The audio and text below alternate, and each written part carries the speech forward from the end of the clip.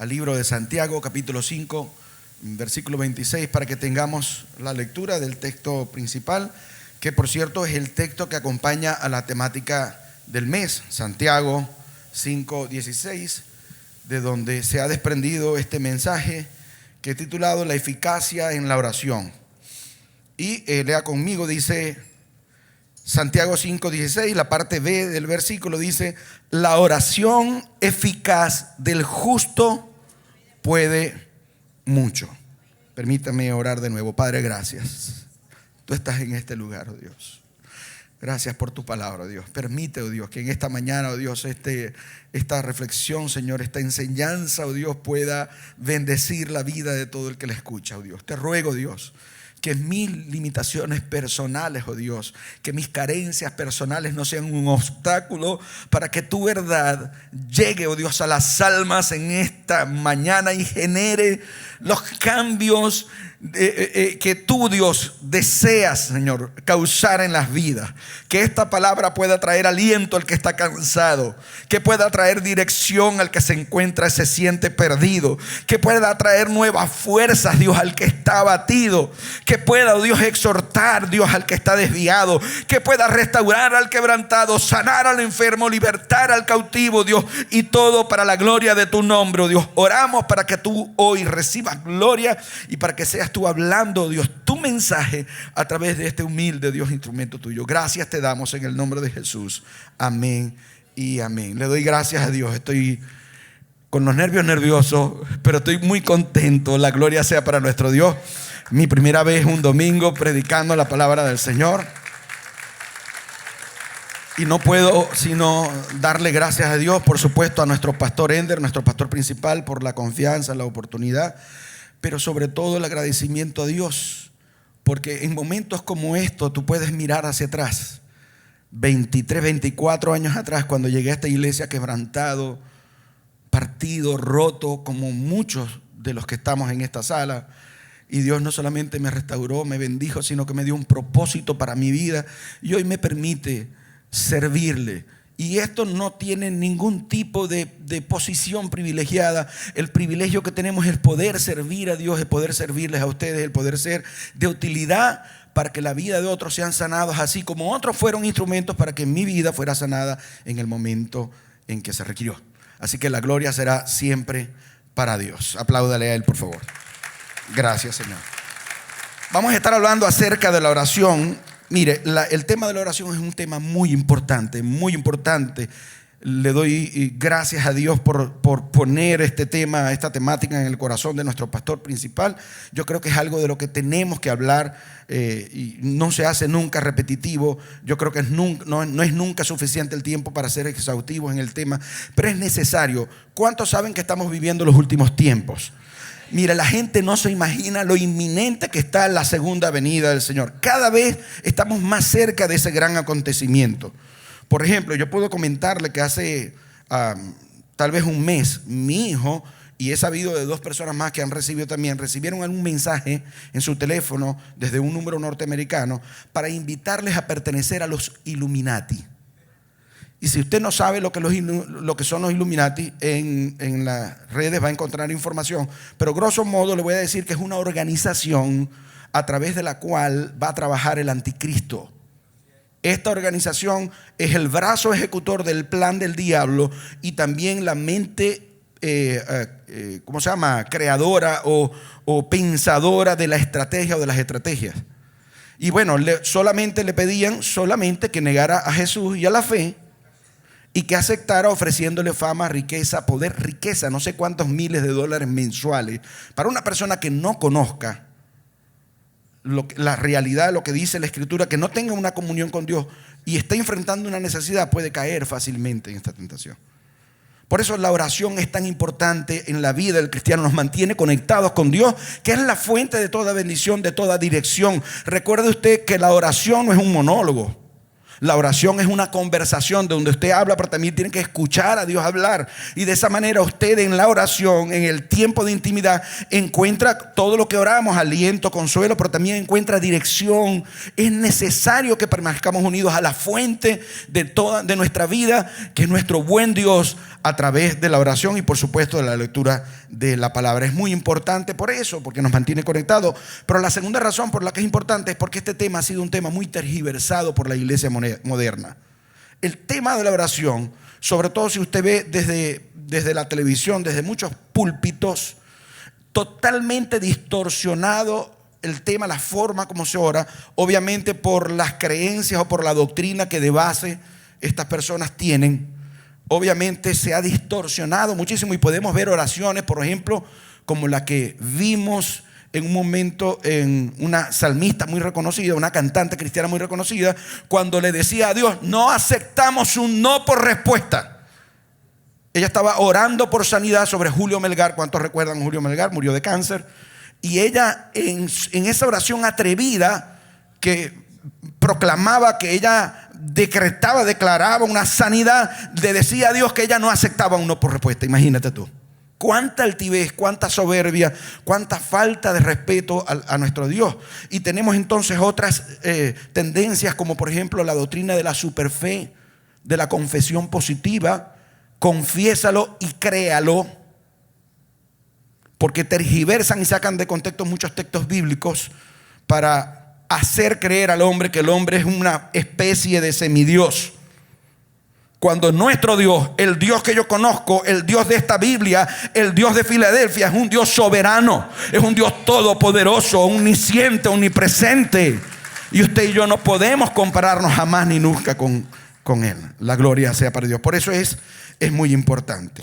Entonces, bueno, vamos a abarcar este tema. Fíjese usted que me decía el Señor, es incongruente que alguien desee pasar la eternidad con Cristo y en esta vida no pueda pasar ni siquiera una hora en su presencia.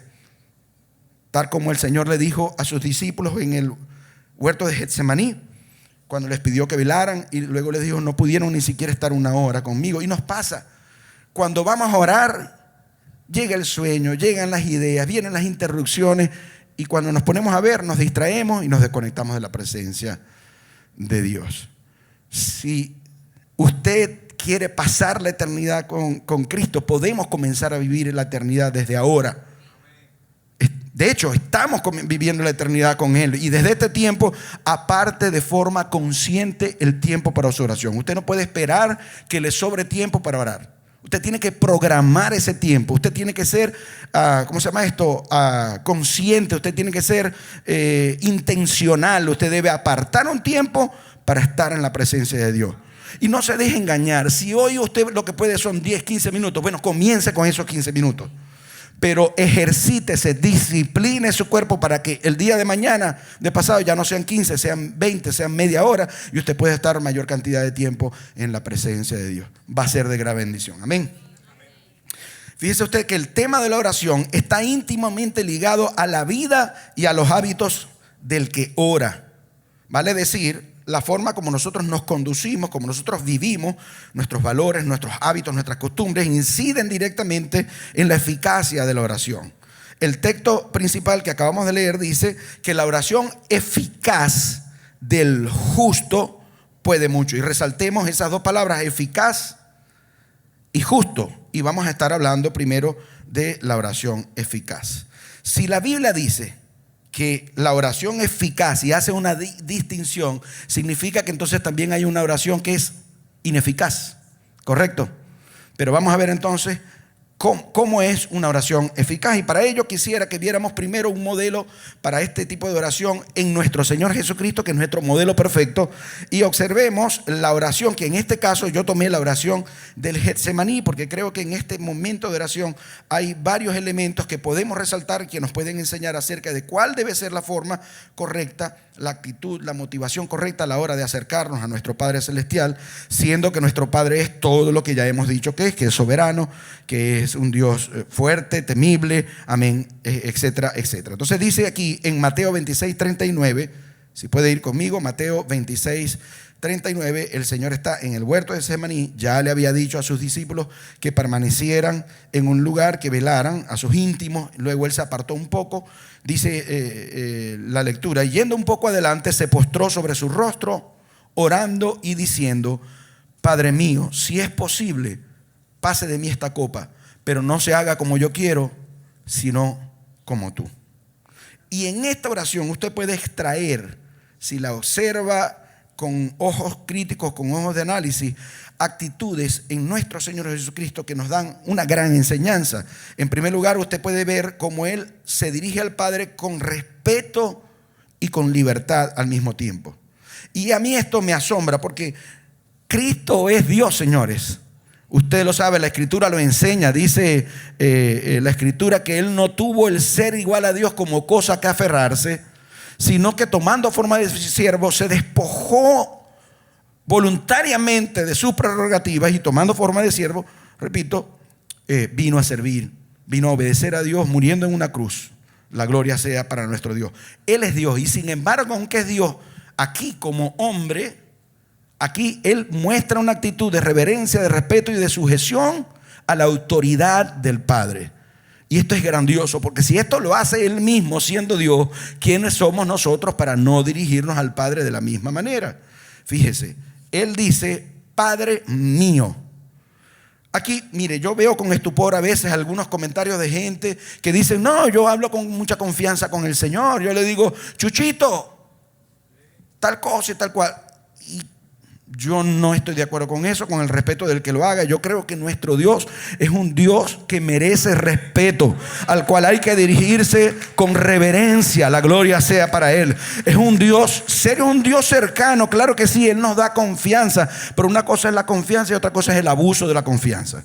Yo creo que hay gente confianzuda que a veces se toma atribuciones que no le han dado, y en esa actitud confianzuda entonces comete abuso y falta el respeto sin saberlo. El Señor Jesucristo mismo se dirige a Dios como Padre mío, con sumo respeto, con suma reverencia, y luego con libertad le expresa lo que en su corazón Él está sintiendo y le dice, pase de mí esta copa.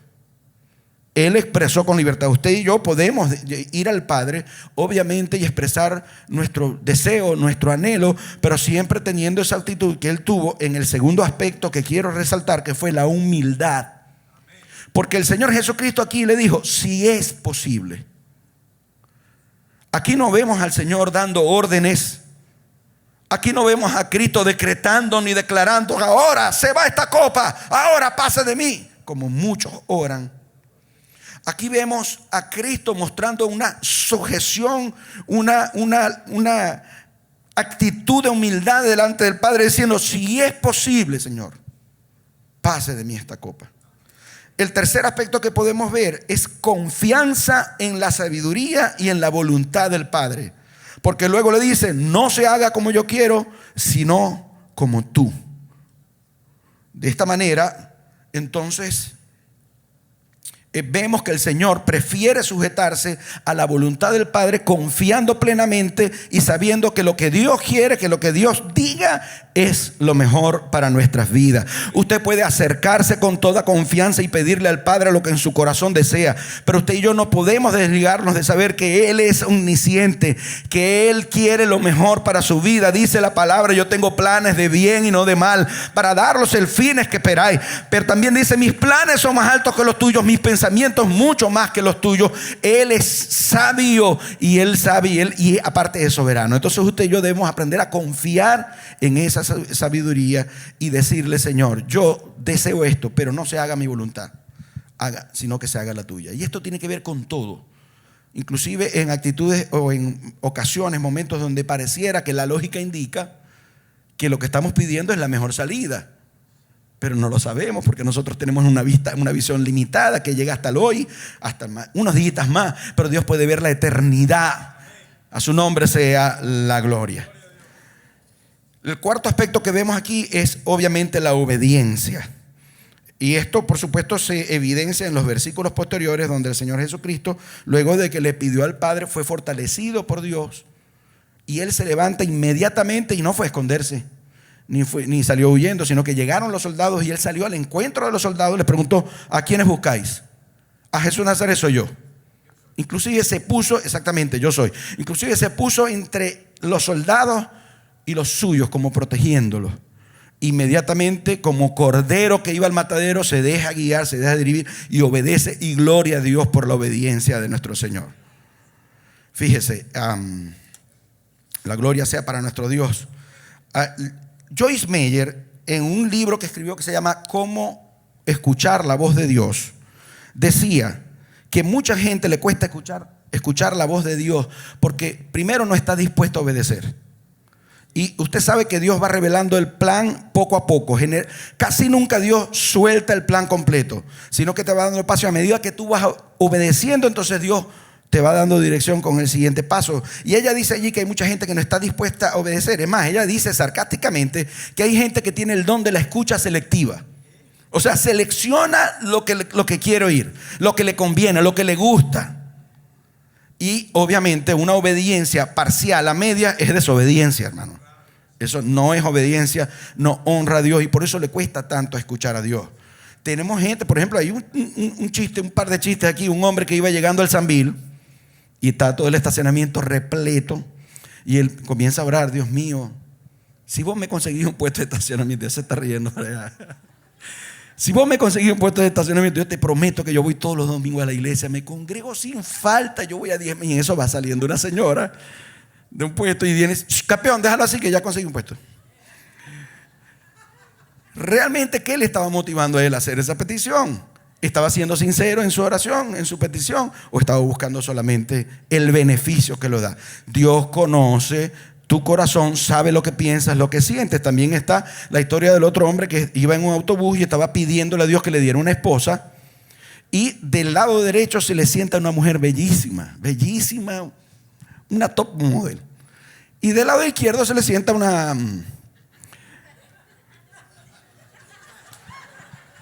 dama diferente, vamos a decirlo. Y entonces, cuando el autobús cruzaba a la derecha y el hombre se inclinaba del lado de la mujer bella, decía: Dios mío, hágase tu voluntad, Señor. Y cuando cruzaba para el otro lado, decía: reprendo al diablo en el nombre de Jesús. Entonces, obviamente, aunque es un chiste, vemos allí que realmente la persona no está pegada a la voluntad de Dios, sino que quiere forzar la voluntad. Y yo lo viví, yo se lo puedo decir desde la orilla de la experiencia. Cuando yo me casé, cuando yo conocí a mi segunda esposa acá en esta iglesia, yo estaba recién convertido, tendría muy poco tiempo de convertido, no tenía madurez espiritual, y yo fabricaba respuestas. Yo no era que quería desobedecer a Dios. Yo oraba a Dios: muéstrame si es la mujer, si no, muéstrame. Pero yo fabricaba respuestas de Dios donde no había. No, sí, es de Dios por esto y por esto. Y justificaba, y no quería ver lo que Dios me estaba mostrando, y pues las consecuencias hasta el día de hoy estoy viviéndolas, y ella también ha vivido consecuencias porque fue una mala decisión. La gloria sea para nuestro Dios. Tenemos entonces que acercarnos a Dios con el corazón y el deseo de obedecerle. Una oración eficaz también, además, es una oración que está guiada por el Espíritu Santo.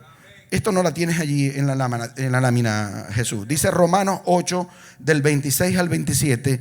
Además, el Espíritu Santo nos ayuda en nuestra debilidad. Por ejemplo, nosotros no sabemos qué quiere Dios que le pidamos en oración, pero el Espíritu Santo ora por nosotros con gemidos que no pueden expresarse con palabras. Y el Padre, quien conoce cada corazón, sabe lo que el Espíritu dice, porque el Espíritu intercede por nosotros los creyentes en armonía con la voluntad de Dios. La gloria sea para nuestro Dios.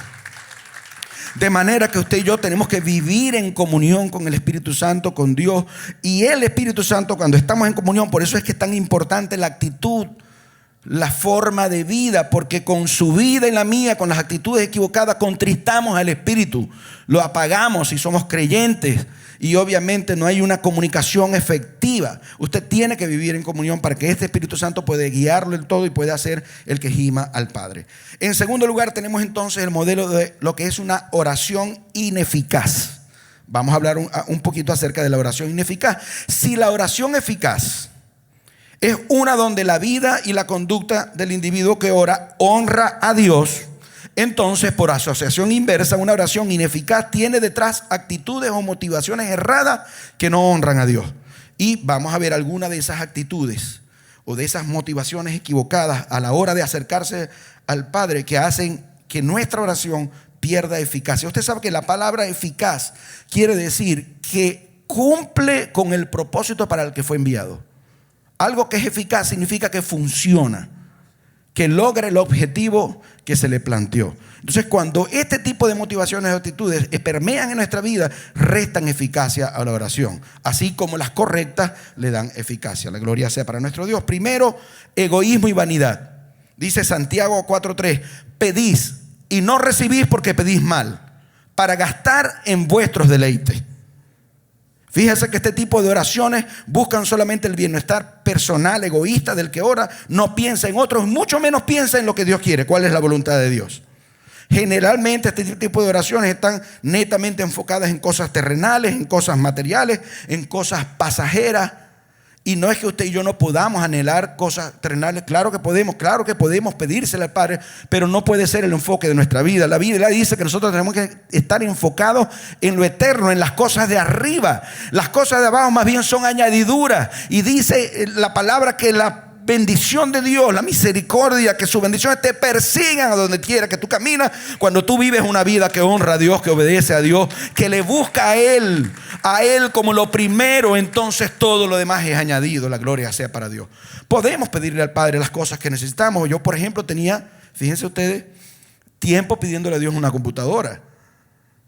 Porque bueno, siempre que venía a predicar venía con el cuadernito feo. Yo siempre hacía chistes de mi tablet y la cuestión. Pero Dios me dio ayer la bendición de poder comprar esta computadora para su gloria y para poder servirle mejor. Podemos pedirlo, y cuando esa petición está alineada a la voluntad de Dios, eso lo vamos a ver ahorita más adelante, entonces Dios responde positivamente. La gloria sea para nuestro Dios. Segunda actitud equivocada, o segunda, hábito equivocado, es la falta de perdón. Cuando el cristiano vive en una amargura, vive en una situación de falta de perdón que le mantiene atado y le desconecta de Dios, dice Mateo 5, 23 y 24: por tanto, si traes tu ofrenda al altar y allí te acuerdas que tu hermano tiene algo contra ti, deja allí tu ofrenda delante del altar y anda, reconcíliate primero con tu hermano y entonces ven y presenta tu ofrenda.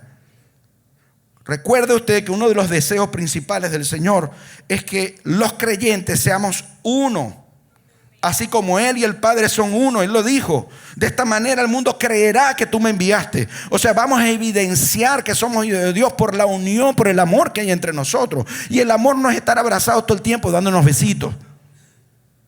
El amor tiene que ver con muchas más cosas, con el perdón, con el tolerar, con el levantarte, con el dar oportunidad. Y sé que en la vida cristiana en el momento a veces nos toca lidiar con personas que realmente nos hieren. Porque tenemos desde eventos como ofensas sencillas, como grandes ofensas. Ha habido ocasiones en la iglesia donde hemos visto inclusive casos muy lastimosos de infidelidad, donde hay otros miembros de la iglesia involucrados, y esto trae mucho dolor y ruptura a las relaciones.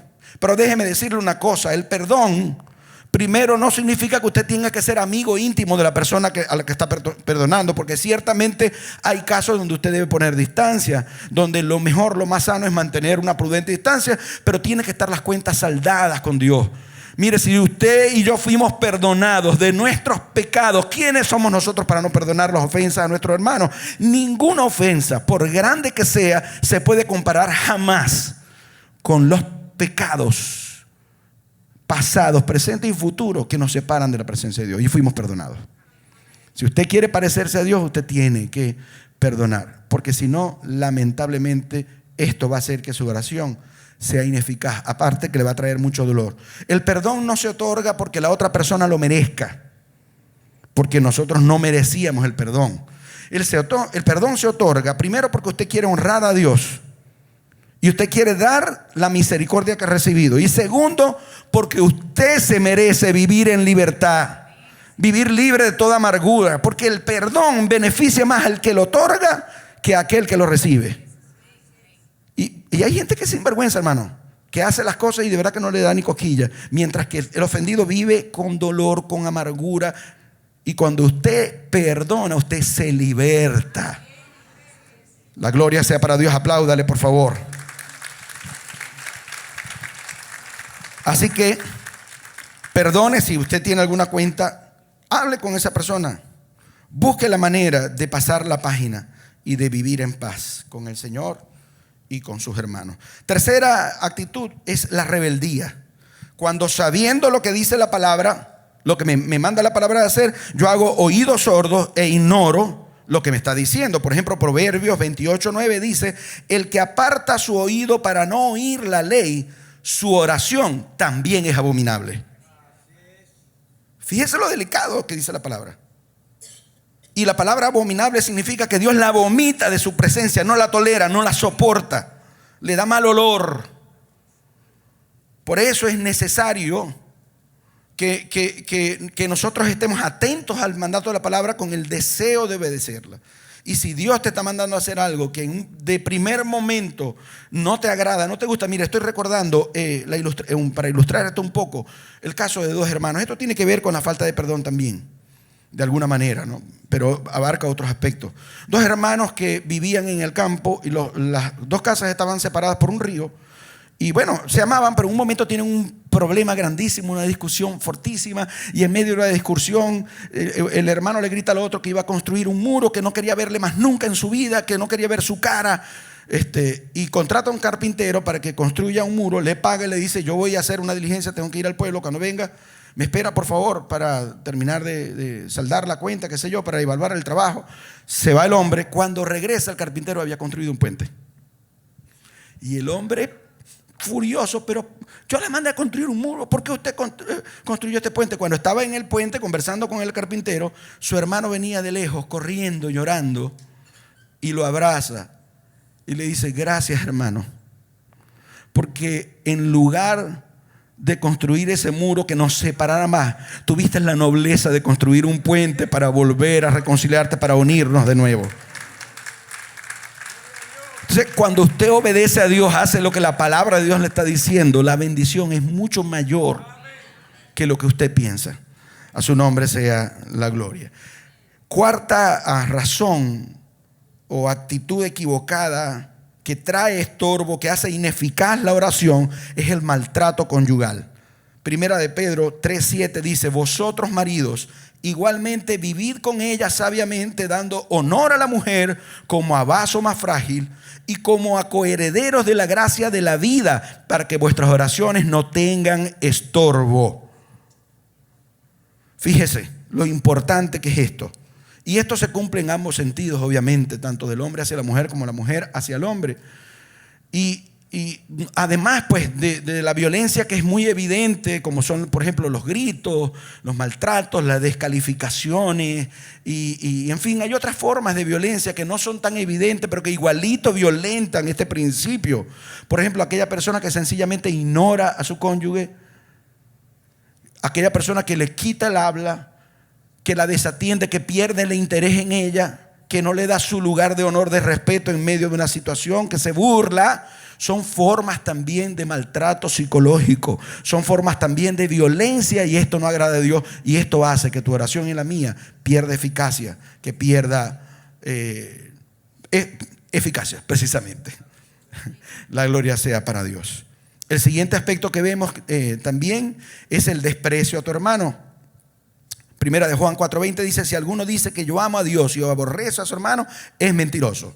Pues el que no ama a su hermano, a quien ha visto, ¿cómo puede amar a Dios a quien no ha visto? El amor, recuerde usted, tiene que llevarnos a acciones que procuren el bienestar de aquel que es objeto de ese amor, de ese hermano. ¿Okay? No está hablando únicamente del sentimiento, de la emoción, sino de acciones que procuren el bien de esta persona. El siguiente aspecto es la falta de fe o impaciencia. En Hebreos 11:6 dice: pero sin fe es imposible agradar a Dios, porque es necesario que el que se acerca a Dios crea que le hay y que es galardonador de los que le buscan. Usted no puede acercarse a Dios a pedirle cosas si de verdad usted no cree en que Dios es real y que Dios puede responder. Tenga la confianza. Si usted tiene falta de fe, pídasela a Dios. También lo dice la Escritura, que aquel que tenga falta de fe se la pida a Dios, y Dios la sabe dar abundantemente a aquel que se la pide. Pídele a Dios ese don de fe, pero acérquese a Dios con confianza, pero también creyendo que Dios le va a responder. Vamos a hablar ahorita de las respuestas de Dios. Y la impaciencia es una forma de falta de fe. Es una forma de falta de confianza. Por ejemplo, en Éxodo 32, 1-4, vemos el caso de los israelitas cuando ante la impaciencia de que Moisés había subido al monte y se había tardado no sé cuánto tiempo, ellos le dicen a Aarón: mira, este Moisés, haznos dioses, porque este Moisés que fue a buscar a Dios, no sabemos qué le haya pasado, se ha tardado demasiado. Entonces construyeron un becerro de oro y comenzaron a adorar a Dios, y la impaciencia entonces lo llevó a un pecado peor de idolatría, de ofensa hacia Dios. La impaciencia te hace cometer imprudencia, te hace hacer cosas que son contrarias al mandato, a la voluntad de Dios, generalmente porque te pasa lo que me pasó a mí. En este ejemplo que di hace rato, damos pasos torpes y hacemos cosas que Dios no nos está mandando a hacer. ¿Sabe qué es lo peor? Que después queremos echarle la culpa a Dios. Dios mío, ¿por qué me pasa esto? ¿Por qué me envías esto? ¿Por qué yo tanto dolor? ¿Por qué tanto sufro? Y te lo hubieses evitado mucho dolor, mucho sufrimiento si hubieses obedecido lo que Dios te decía. Si le hubieses siquiera preguntado a Dios de corazón sincero qué era lo que querías que le hiciera. La gloria sea para nuestro Dios. Avanzamos y como tercer aspecto quiero hablar de las respuestas de Dios. Es importante porque a la hora, momento de orar, nosotros esperamos que Dios nos responda, obviamente, ¿verdad que sí? Esperamos la respuesta de Dios. Y déjeme decirte algo: Dios siempre responde tu oración. La gloria sea para Dios. Siempre hay respuesta de Dios. No creas la mentira de Satanás, de la cual también vamos a hablar adelante, que pretende convencerte de que Dios no te está respondiendo, no te está escuchando. Dios siempre responde, solamente que la respuesta puede variar. Es difícil, es impreciso medir la eficacia de la oración por la respuesta, porque la respuesta depende de la soberanía de Dios y puede variar en el tiempo. Dice Jeremías 33:3: clama a mí y yo te responderé y te enseñaré cosas grandes y ocultas que tú no conoces. Dios siempre va a responder tu oración y la mía. Dios está dispuesto a responder tu oración y la mía. ¿Cuántos pueden dar la gloria a Dios? Gracias, Señor, oh Dios. Y bueno, yo he identificado al menos 4 formas en cómo Dios puede responder a tu oración y la mía. 4 tipos de respuesta. La primera es sí. Obviamente esa es la que más nos gusta. Yo creo que es la siguiente lámina, Jesús. La que más nos gusta es sí. Cuando Dios concede la petición tal cual como la hicimos. Dice Génesis 25:21: y oró Isaac a Jehová por su mujer, que era estéril, y lo aceptó Jehová y concibió Rebeca su mujer. Dios le concede la petición tal cual como se la hizo Isaac. Generalmente los sí de Dios se otorgan cuando esa petición está en concordancia con su voluntad. Cuando usted pide de acuerdo a la voluntad de Dios, entonces la respuesta es un sí. Cuando su respuesta o cuando su petición tiene que ver con el plan de Dios, con el llamado de Dios o con la voluntad de Dios, generalmente ahí sí en la respuesta. Muchas cosas pueden variar, pero normalmente pasa de esta forma. Fíjense, Isaac oró para que su mujer pudiera dar a luz y era parte del plan de Dios. De la descendencia de Isaac vino nuestro Señor Jesucristo. Imagínense si no estaba en la voluntad de Dios, y Dios responde positivamente. La siguiente respuesta que puede dar Dios es no. Y este no normalmente es no porque no nos conviene, porque nos puede desviar o nos puede traer mucho dolor, o simplemente porque Dios tiene un plan mejor, tiene algo mejor en mente. Y yo le doy gracias a Dios por los no que ha dado a mi vida. Porque si Dios hubiese respondido que sí a cada oración que yo he hecho desde mi inmadurez, desde mi falta de conocimiento del eterno y del plan de Dios, mi vida sería un desastre multiplicado por 1000. Si Dios hubiese concedido todos los caprichos, todas las peticiones, no estuviera aquí. Yo no estuviera aquí. Quizás donde estuviera, quizás que estuviera haciendo, cantando por allí, no sé, desviado totalmente de la presencia y de la voluntad de Dios. Ajá. Dice 2 Corintios 12, versículos 7 y 9. Aquí vemos a Pablo haciendo una petición a Dios y dice: y para que la grandeza de las revelaciones no me exaltasen desmedidamente, me fue dado un aguijón en mi carne, un mensajero de Satanás que me abofetee para que no me enaltezca sobremanera. Respecto a lo cual, 3 veces he rogado al Señor que lo quite de mí. y me ha dicho: bástate mi gracia. Es decir, mi gracia es suficiente, porque mi poder se perfecciona en la debilidad. Gloria a Dios. Si va a aplaudirlo, hágalo con fuerza. Gloria a Dios por los no en su vida, mi hermano. Mire, los no de Dios en su vida le protegen de mayores consecuencias, de mayores sufrimientos, de pérdida, de retroceso. Así que no se ponga rebelde cuando Dios dice un no, aunque usted no lo entienda, aunque lo que usted le está pidiendo sea, por ejemplo, la sanidad de un ser querido, que usted desea verlo bien. Si la respuesta de Dios es no, Él sabrá por qué.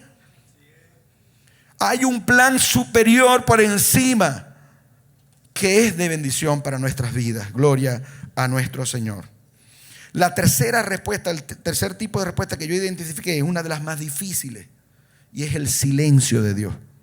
Porque déjeme decir que el silencio de Dios también es una forma de respuesta. El silencio de Dios no es ignorarte.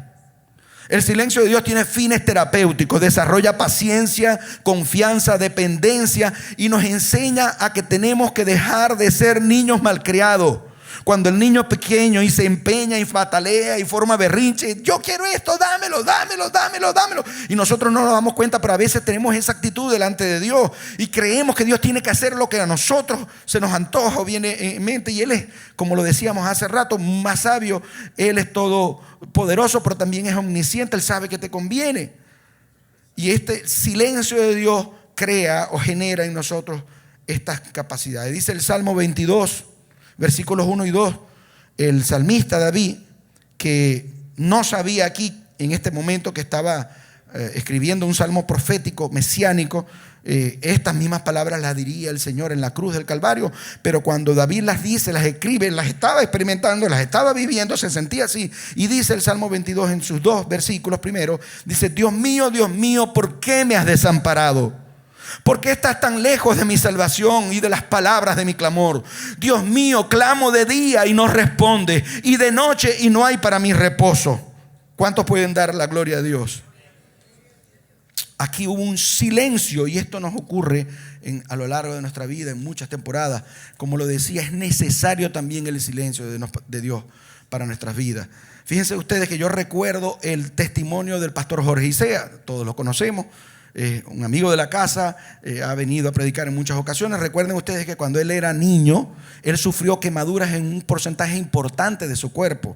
Y él dice que el proceso de recuperación fue muy doloroso, fue muy traumático, porque todos los días los médicos y la enfermera tenían que romperle las ampollas con unas gasas, frotarle y romperle. Eso era un dolor insoportable. Él, siendo un niño, no entendía, pegaba gritos, alaridos, y él decía que no entendía por qué su papá estaba en la puerta del consultorio con los brazos cruzados, con las lágrimas rodando por la mejilla, pero no hacía nada para salvarlo de esas personas malas que le estaban infringiendo tanto dolor. Lo que este papá entendía era que ese dolor era necesario para que él pudiera ser sano, pudiera ser útil, pudiera ser una persona funcional, como hoy en día le está sirviendo a Dios. Así que el silencio e inacción de Dios en algunos momentos busca también tu bendición, y es una respuesta de Dios. La cuarta forma como Dios responde es espera. Cuando Dios ciertamente te da una promesa, cuando Dios ciertamente te da respuesta, pero esto involucra un tiempo de espera. También obviamente desarrolla en nosotros paciencia y sobre todo en la obediencia en medio de ese proceso. Aquí vemos, para poder ilustrar esto, tengo 3 textos bíblicos. Génesis 12, 4 y 7, versículos 4 y versículo 7, dice que se fue Abraham. Dios lo manda a salir de su tierra y su parentela, y dice en el versículo 4 que Abraham se fue como Jehová le había dicho, y Lot fue con él. Y era Abraham de edad de 75 años. ¿Cuántos años tenía? 75. Aunque, iba a saltar al otro lado. De 75 años cuando salió de Harán. Y apareció Jehová a Harán y le dijo: a tu descendencia, ya aquí Dios le estaba hablando de la descendencia, de la promesa a los 75 años. Dice: a tu descendencia daré esta tierra. Y edificó allí un altar a Jehová, quien le había aparecido. Pero fíjese que en Génesis 15, 2, 6 Aquí está la confirmación de esta promesa, un poquito más adelante. Dice, y respondió Abraham, Señor Jehová, porque Dios le está diciendo que lo iba a bendecir. Dice, ¿qué me darás? Siendo así que ando sin hijo, y el mayordomo de mi casa es ese Damaseno Eliezer. Dijo también Abraham, mira que no me has dado prole, y he aquí que será mi heredero un esclavo nacido en mi casa. Luego vino a él palabra de Jehová diciendo, no te heredará este, sino un hijo tuyo será el que te heredará. Y lo llevó fuera y le dijo, mira ahora los cielos y cuenta las estrellas si puedes contar. Y le dijo, así será tu descendencia. Y creyó a Jehová y le fue contado por justicia. Gloria al Señor. Aquí el Señor confirma esa promesa, confirma esa oración que él había hecho de pedirle respuesta. Pero fíjese, cuando viene el cumplimiento, lo vemos en Génesis 21 del 1 al 5. Dice, visitó Jehová a Sara como había dicho, e hizo Jehová con Sara como había hablado. Y Sara concibió y dio a Abraham un hijo en su vejez, en el tiempo que Dios le había dicho. Y llamó a Abraham el nombre de su hijo que le nació, que le dio a luz Sara, Isaac. Y circuncidó a Abraham a su hijo Isaac de 8 años, como Dios le había mandado. Y era Abraham de 100 años cuando nació Isaac, su hijo. Exactamente. ¿Cuánto tiempo esperó? 25 añitos nomás. No le trae mucho gozo eso, ¿no? Aplauda a Dios porque Dios es sabio y el tiempo de él es perfecto. Él sabe por qué. Quiero hablar como cuarto aspecto rápidamente, voy a pasar rápidamente, estamos ya sobre la hora, de las mentiras de Satanás. Tenemos un adversario que es real, que no juega carritos, como decimos por ahí. Él va por todos los medios a tratar, a hacer lo posible por intentar desanimarte, desviarte, confundirte, de que pienses, de que crees que tu oración no está llegando a Dios, que no está siendo eficaz, que Él no te va a responder. Y por eso es necesario descubrir esa mentira. Y una de esas es, Dios no te escucha. Va a tratar de convencerte de que Dios no te está escuchando. Pero dice el Salmo 34:4, busqué a Jehová y Él me oyó y me libró de todos mis temores. Segunda mentira, Dios perdió el interés en ti, eres muy pecador. Y dice Romanos 5:8, mas Dios muestra su amor para con nosotros, en que siendo aún pecadores, Cristo murió por nosotros. Dios no ha perdido el interés en ti. Dios te ama profundamente, Dios se acerca a ti, Dios te anhela, dice la palabra de Dios, que su espíritu nos anhela celosamente. Y dice primera de Juan 2:1, hijitos míos, estas cosas os escribo para que no pequéis. Y si alguno hubiere pecado, abogado tenemos para con el Padre, a Jesucristo el justo. Y Él es la propiciación por nuestros pecados, y no solamente por los nuestros, sino también por los de todo el mundo. Tercera mentira o engaño de Satanás, Dios no te ama. ¿Cómo te va a amar si te está haciendo padecer, si te está haciendo pasar por tanto sufrimiento? Eso es una mentira del diablo. Pon la imagen que sigue adelante. No sé si usted recuerda esta imagen en la película La Pasión de Cristo, donde vemos a Satanás, una representación de Satanás con un bebé muy bello, por cierto, bien feo, en los brazos. Esta escena ocurre cuando el Señor iba hacia el Calvario, ya todo ensangrentado, todo roto, donde había tenido varias caídas, y una de esas caídas estrepitosas donde él está en el piso, el suelo, aparece Satanás con este bebé. Y aunque eso no está en la escritura, pero fue un gran recurso que usó el escritor para ilustrar esto. Era una forma como del diablo decirle a Cristo, mira, yo sí tengo la capacidad de cuidar a mi hijo, mientras que tu papá te abandonó, mira cómo estás. Pero ¿sabes qué? No hay nada que pueda separarte del amor de Dios. Y Dios te cuida en todo momento, aunque ciertamente tengamos que sufrir aflicciones. Él te levanta, Él te restaura, Él te ayuda. Y aún esa aflicción tiene un propósito de bendición para tu vida y la mía. Dice Romanos 8:38 y 39, por lo cual estoy seguro que ni la muerte ni la vida, ni ángeles, ni principados, ni potestades, ni lo presente, ni lo porvenir, ni lo alto, ni lo profundo, ninguna otra cosa creada nos podrá separar del amor de Dios que es en Cristo Jesús, Señor nuestro. Él te ama profundamente, Él entregó su vida por ti, Él pagó el precio de tu pecado y el mío para darnos libertad, y junto con la libertad un sinfín de bendiciones. En la gloria sea para Él. Adórale en esta mañana. La última mentira que quiero, o estrategia que quiero develar en este momento es: hoy no ores, estás muy cansado. No puedes darle migajas a Dios. Mejor mañana apartas un buen tiempo y se lo dedicas a Dios. Pero mañana va a venir otra excusa, va a haber otro tropiezo, va a haber otra cosa que te va a fascinar, que te va a desviar. No, mañana mejor, mañana mejor. Pocas veces el diablo te va a decir que no obedezcas a Dios o que no hagas algo, pero te va a tratar de persuadir para que mejor lo hagas en otro momento. Y nosotros caemos redonditos y facilitos. Dice Proverbios 13:4: el alma del perezoso desea y nada alcanza, mas el alma de los diligentes será prosperada. Ya como conclusión, yendo hacia el final, ¿recuerdan la otra palabra que dije que resaltáramos?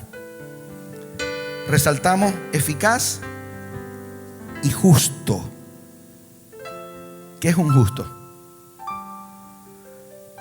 Romanos 5:1-2 dice: justificados pues por la fe, tenemos paz para con Dios por medio de nuestro Señor Jesucristo, por quien también tenemos entrada por la fe a esta gracia en la cual estamos firmes y nos gloriamos en la esperanza de la gloria de Dios.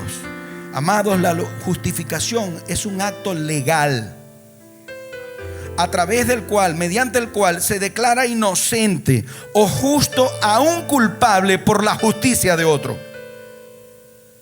En el juicio de tu pecado y en el mío, que la muerte era la paga inminente, dice la Biblia que la muerte es la paga del pecado. Él nos sustituyó en la cruz y tomó el castigo que te tocaba a ti y a mí para darnos la libertad. Él te quitó tu camisa de pecador y se la puso Él, y se quitó su camisa de justo y te la puso a ti. La justicia es un acto imputado sobre tu vida. Podemos entrar a la presencia de Dios a través de la justicia de Cristo en nuestras vidas. La gloria sea para Él. Adórele, exáltale, apláudele en esta mañana. Querido amigo que estás visitándonos, si no has tenido la oportunidad de entregar tu vida a Cristo, hoy es ese día. Hoy está esa posibilidad disponible para ti. Por eso es que solamente es a través de Cristo que podemos ser salvos. Porque dice la Escritura que no hay otro nombre en el cual podemos ser salvos que en el nombre de Jesucristo. Porque fue Él, el Cordero sin mancha, el perfecto, el que no tuvo pecado, el que pagó tu castigo y el mío. Y de esa manera, obviamente, nos dio la libertad. Así que si estás entre nosotros, hoy es tu oportunidad. Cierro con este versículo antes de orar. Salmo 34, versículos del 15 al 19. Dice: los ojos de Jehová están sobre los justos y atentos sus oídos al clamor de ellos. La ira de Jehová contra los que hacen el mal, para cortar de la tierra la memoria de ellos.